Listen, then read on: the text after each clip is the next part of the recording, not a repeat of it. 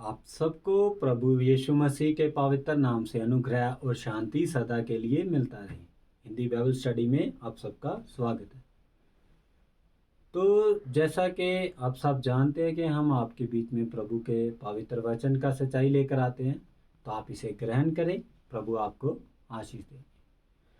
तो सबसे पहले जो बात है कि हमें परमेश्वर का वचन सीखना क्यों ज़रूरी है, तो हम ये भी वचन में देखेंगे, क्योंकि हम जो भी बात आपसे करना चाहेंगे वचन के द्वारा, ताकि आप खुद भी वचन को पढ़ें और इन बातों को परखें। तो इसीलिए आज सबसे पहले हम नीति वचन उसका 1 अध्याय उसका 2 वचन में पढ़ेंगे कि हमें वचन क्यों सीखना है और ये सीखने के द्वारा हमें क्या मिलेगा। इसके द्वारा पढ़ने वाला बुद्धि और शिक्षा प्राप्त करे और समझ की बातें समझे। तो सच में मेरे प्रिय भाई बहनों, जब आप प्रभु के वचन को पढ़ेंगे तो प्रभु आपको बुद्धि, ज्ञान, शिक्षा, समझ सब देंगे। तो आप इस पृथ्वी पर प्रभु के वह हेठ रहकर अपना जीवन बिता सकते हैं। तो अगर आप वचन को नहीं जानते हैं तो आप बहुत बड़ा धोखा खाएंगे, और ये किसी और मनुष्य के लिए नहीं है। इंसान जब भी किसी को लगता है कि उसको धोखा होता है तो वो खुद अपनी ही कामों के कारण धोखा खाता है। आज जब प्रभु ने आपको समय दिया है तो आप क्यों नहीं वचन सीखते, क्यों नहीं वचन को पढ़ते। तो जब परमेश्वर ने आपके हाथ में लिख कर दिया तो आप वचन को पढ़ें। तो आइए आज हम वचन स्टार्ट करेंगे। जैसा कि हम शुरू से देखेंगे, उत्पत्ति उसका 1 अध्याय से 1 वचन को देखेंगे, जिसमें परमेश्वर ने किस प्रकार परमेश्वर ने वचन सब हमारे हाथ में लिख कर दिया है। तो उत्पत्ति उसमें 1 अध्याय उसका 1 वचन में किस प्रकार लिखा है हम उसे देखेंगे। आदि में परमेश्वर ने आकाश और पृथ्वी की सृष्टि की। ये बात तो सबको मालूम है, आकाश, स्वर्ग और पृथ्वी को परमेश्वर ने ही बनाया है।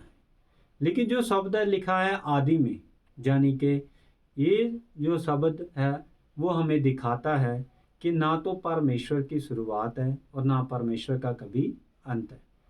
तो इसीलिए अगर इस बात को और अच्छी रीति से समझने के लिए आप व्यवस्था विवरण उसका 29 अध्याय उसका 29 वचन में पढ़ सकते हैं कि बहुत सी ऐसी बातें हैं जो परमेश्वर ने हमें नहीं लेकिन अपने ही वश में रखी हैं। तो हम व्यवस्था विवरण उसका 29 अध्याय उसका 29 वचन में पढ़ेंगे, गुप्त बातें हमारे परमेश्वर यहोवा के वश में हैं। तो आप इतने में समझ गए हैं कि बहुत सी ऐसी बातें हैं जो इस वचन के द्वारा आज भी गुप्त हैं, लेकिन वो क्या है, परमेश्वर के ही ने अपने ही वश में रखी हैं। लेकिन इसीलिए हमें जब वो वचन शुरू में आता है कि आदि में परमेश्वर ने आकाश और सृष्टि की, तो वहाँ पर वचन ऐसा भी लिखा जा सकता था कि परमेश्वर ने आकाश और पृथ्वी की सृष्टि की। लेकिन आदि ही शब्द में क्यों लिखा, परमेश्वर ने शुरू में लिखा है आदि में परमेश्वर ने, यानी कि इसके बारे में ये शब्द हमें दिखाता है कि परमेश्वर की कोई शुरुआत नहीं है और परमेश्वर का कोई अंत नहीं है। तो जैसा कि आपने आज इस वचन के द्वारा सीखा होगा कि परमेश्वर का क्या नहीं है, कोई शुरुआत नहीं है, परमेश्वर की कोई अंत नहीं है। तो बहुत सी ऐसी बातें हैं जो परमेश्वर ने अपने वश में रखी हैं, मनुष्य पर नहीं प्रकट की हैं। तो जितना हमें परमेश्वर ने वचन दिया है हम उतना उसको पढ़ सकते हैं, उतना उसको सीख सकते हैं। और परमेश्वर ने हमें पवित्र आत्मा में दिया है कि जो इस वचन को पढ़ने के लिए और समझने के लिए हमारी सहायता कर सकता है।